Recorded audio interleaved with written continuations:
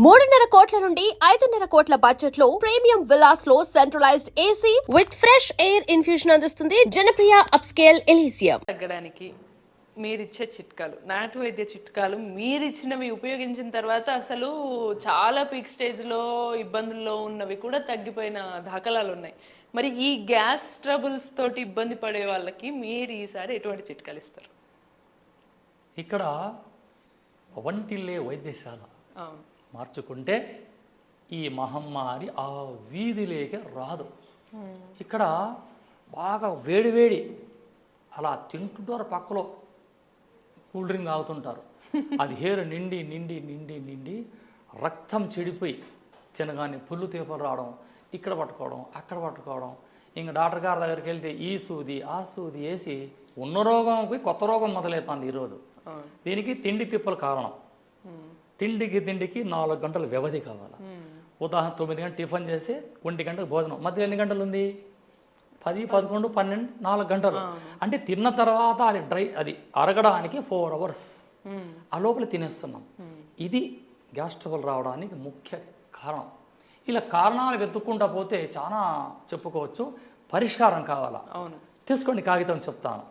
వీటి కోసం 100 గ్రాముల జీలకర్ర, 100 గ్రాముల సొంటి, 100 గ్రాముల ఉసిరిక పౌడర్, 100 గ్రాముల వాము, 100 గ్రాముల వజ, 50 గ్రాముల రాక్ సాల్ట్.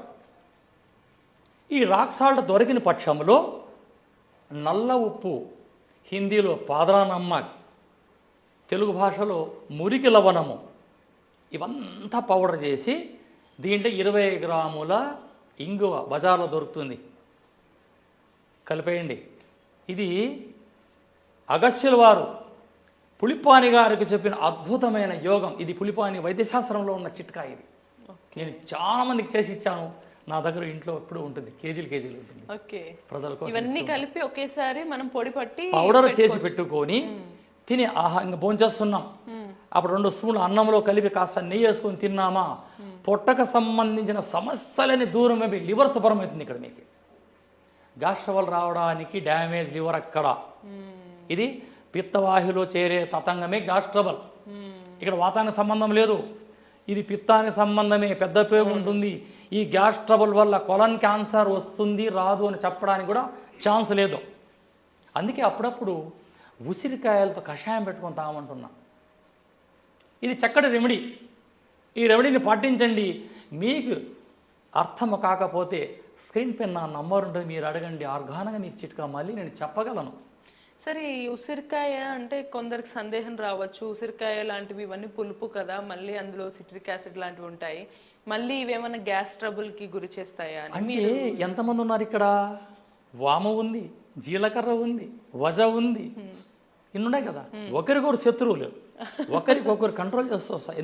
ఇందులో బ్యాలెన్స్ చేయడానికి రాక్ సాల్ట్ ఉంది, లేదా నల్ల ఉప్పు ఉంది.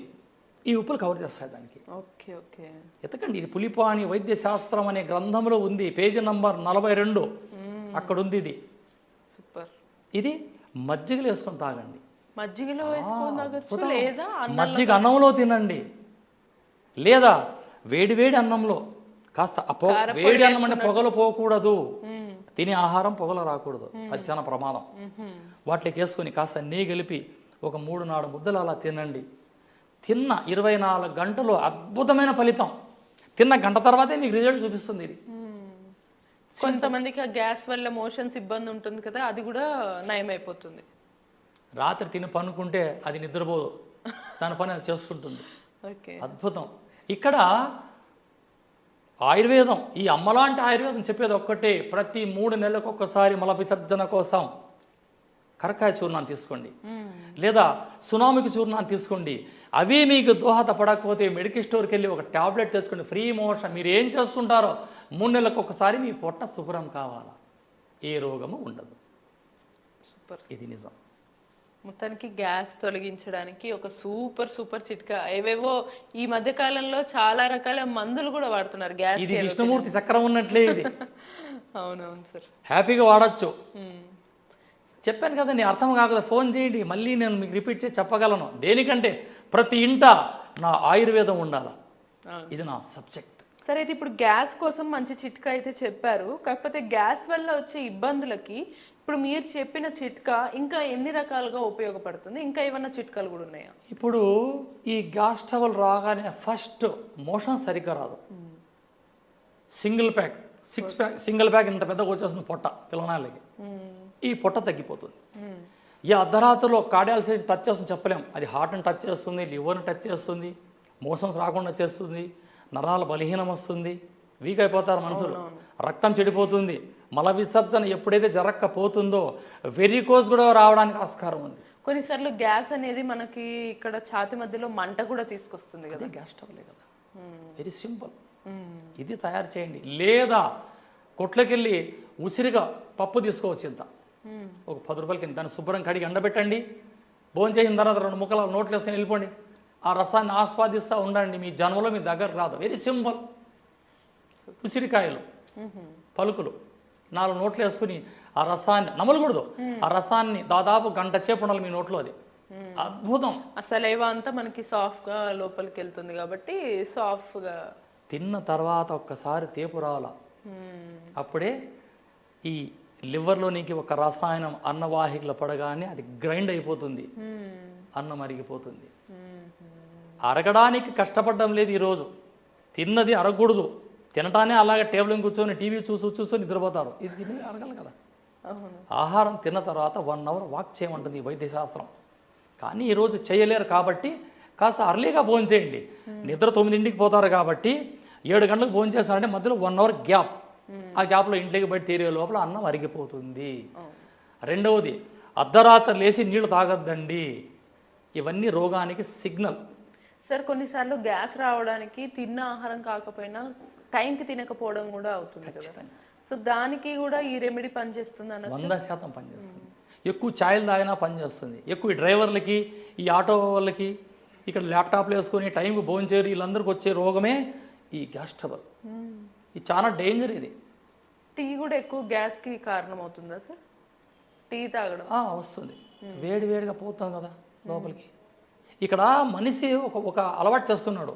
చల్లగుంటే అది పానకం, కాలితే కాఫీ, టీ, ఇంతే. చల్లగా ఉంటే పానకం, అది వేడిగా ఉంటే కాఫీ. ఇది మార్చుకోవాలి మనిషి.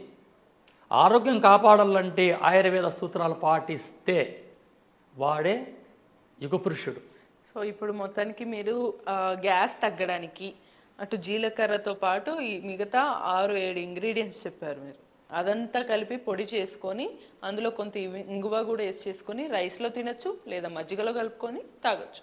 అది కాకపోతే ఉసిరికాయని చక్కగా చిన్న ముక్క వేసుకొని అది చప్పరించుకుంటూ వెళ్తే వచ్చిన సలైవ మింగాలి. సో ఈ చిట్కాలతోటి హ్యాపీగా గ్యాస్ని మనం అస్సలు దూరం పడేయచ్చు అనమాట. మనిషి నోట్లో లాలాజలమే అద్భుతమే, నాకు ఒక టానిక్. సూపర్. చూసారు కదా, ఇప్పుడు మనం చిట్కాలు రిపీట్ చేసాం కదా. మీకు మళ్ళీ చూడాలనిపిస్తే మళ్ళీ వీడియోని రిపీట్ చేసుకొని చూడొచ్చు, లేదంటే సార్ని ఎప్పుడు అడిగినా చెప్తారు. అది సార్ స్పెషాలిటీ. ఈ నాటు వైద్యం స్పెషాలిటీ కూడా అదే అనమాట. సో ఇటువంటి మరిన్ని చిట్కాల కోసం కీప్ వాచింగ్ ఐ డ్రీమ్.